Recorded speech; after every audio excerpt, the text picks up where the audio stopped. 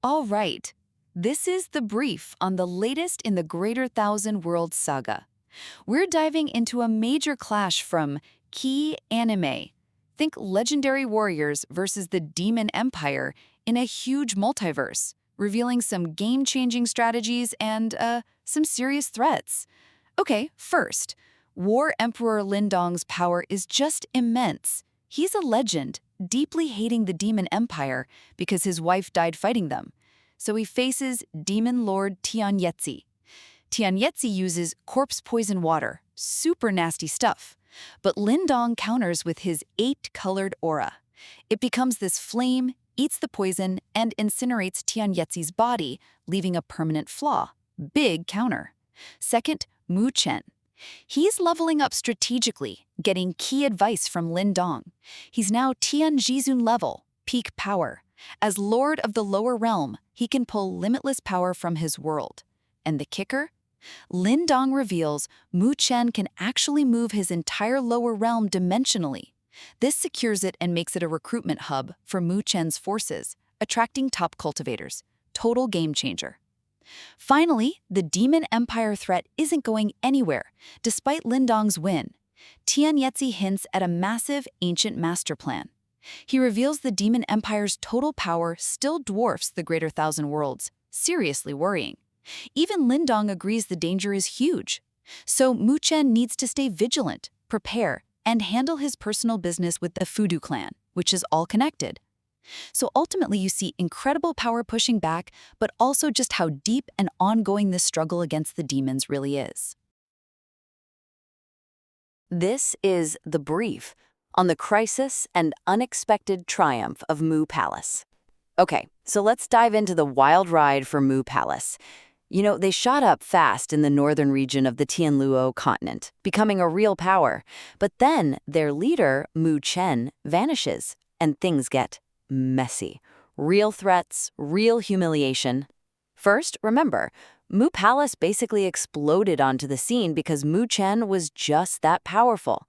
They quickly took over from 3 major factions, controlling like half the resources in the north. Pretty impressive, right? But Chen leaves. Suddenly, this new powerhouse looks kinda shaky, vulnerable even. A classic case of what happens when the top dog steps away? Second, this other really powerful guy, Elder Qian Tian, we're talking Tianzi Zun level, the absolute peak in the Great Thousand Worlds, starts this crazy 6-month mind game. He literally just hangs out in the sky above Mu Palace, blasting everyone with his powerful aura, day after day, demanding Chen return. Imagine the pressure. Morale just tanks, key allies, they jump ship. Rumors start flying that Chen actually ran away scared. Even trying to use a super prestigious item, the Demon Slayer King token, gets laughed off. Things looked really bad, pushing Mu Palace right to the edge. Finally, just when it seems like it's all over, bam! Chen returns. And how? With just a wave of his hand, he destroys the Elder's floating palace. But here's the real shocker. Chen, who is only a DZ Zun, a lower power level, like a year before, well, he reveals he's now a Tianzi Zun too. He's on the same level as this elder. He even hints that maybe his old enemies, the Futu clan, were behind the elder's actions. Talk about a comeback. This didn't just save Mu Palace, it completely changed how everyone saw them. Chen's unbelievable power-up didn't just end the crisis. It turned it into a massive show of strength, changing the game across the whole Tianluo continent. This is the brief on the Battle of Heavenly Sovereigns, Chen's strategic ascendance. Okay, so we're diving into this really epic showdown from the Great Ruler series. You've got the up-and-coming cultivator Chen facing off against Chen Tian, who's this super experienced heavenly sovereign, think like a god-level master of power in their world. And this fight, it doesn't just break dimensions, it really changes the game for what power even looks like. First off, Chen shows some incredible smarts and, improves during the battle. He's using this fight with Chen Tian not just to win, but actually to learn on the fly. He's analyzing and tweaking his own heavenly sovereign spirit body. That's kind of his ultimate power form, right? he realizes it needs an upgrade, fiddling with his spirit veins, which are like internal energy pathways to get to that superior, star-infused level that Chen has. Pretty amazing mid-battle evolution.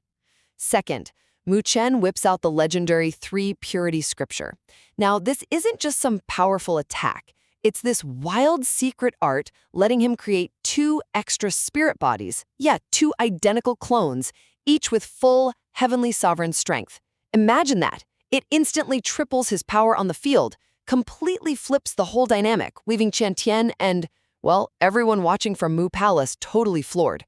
And finally, Mu Chen just dominates. He pushes Chen so hard that Chen has to unleash his ultimate form, this massive overlord body. But then Mu Chen counters that with his own legendary 8 pagodas technique, basically summoning these immense structures to overwhelm his opponent. It's so decisive that Chen actually has to desperately call for help from others, which really cements Mu Chen's authority and massively boosts his Mu Palace's reputation. So yeah, Mu Chen's blend of strategic genius and just unbelievable power leads to this decisive win, setting a whole new standard for heavenly sovereigns everywhere. This is the brief on Mu Chen's overwhelming show of power and dominance. So, in The Great Ruler, episode 569, our protagonist Mu Chen is right on the verge of a huge victory, okay? Claiming the Northern Realm. But then, bam, 3 top heavenly sovereign experts, these are like super powerful god-tier cultivators, they jump in to stop him, totally breaking the rules of the Tianloa continent, trying to block his win over Qiantian. First, you've got to see Mu Chen's incredible power play. He instantly whips out his upgraded eternal solar god body. This thing is now a massive 10 times larger, glowing with this intense purple gold light. Then, using almost 500 immortal god runes, these ancient symbols packed with spiritual energy, he creates this giant golden dragon attack, and get this, it just completely neutralizes the combined devastating attacks from all 3 heavenly sovereigns. Doesn't just block it, it creates a giant black hole that eats their power, totally shocking everyone. Second, Mu Chen doesn't just stop there. He boldly asserts his control. Right after neutralizing their attack, he confronts the 3 sovereigns directly. And guess what? He reveals 2 clone bodies. So boom, it's 3 against 3. He fearlessly declares the entire Northern Realm now belongs only to his Mu abode. That's his faction, right? He challenges anyone who disagrees to fight him, and straight up asks why they interfered. Finally, the strategic retreat of his opponents. You see, the 3 heavenly sovereigns kind of hesitate. They realize, wait a second, facing Mu Chen, who's got this unified 3-body force against their kind of shaky alliance, well, that could lead to really devastating, maybe even fatal losses for them. So what happens, Jiqi, Yejunzi, and even Longdiao, they're forced to back down. They have to withdraw their support and territories from the Northern Realm. This move, it absolutely solidifies Mu Abode's future as the undisputed top power there. Mu Chen's unwavering power and sharp strategy really cemented his and the Mu Abode's rise to absolute control. This is the brief on the Great Ruler. So, after this huge battle shook up their world, the Tianluo continent, Mu Chen, leader of the Mu territory, his growing turf, isn't just sitting back. Nope. He's locking down his power and gearing up for challenges that'll push him like never before. First off, Mu Chen showed some real strategic smarts. Instead of trying to grab the whole Tianluo continent, he played it cool. He focused on controlling just the northern imperial territory. See, he figured better to secure his gains before provoking stronger, hidden powers. Second, get this, Mu Chen didn't beat his powerful rival, Qiantian. He recruited him. Qiantian's a heavenly sovereign, okay? Super powerful. Mu Chen seals him in his mysterious pagoda, a potent artifact, then strikes a deal. Qiantian now serves the Mu territory as an elder for 30 years. It seriously boosts Mu Chen's forces and shows he can turn enemies into allies. And finally, a real game-changer for Mu Chen personally. He started unlocking secrets within his own cultivation.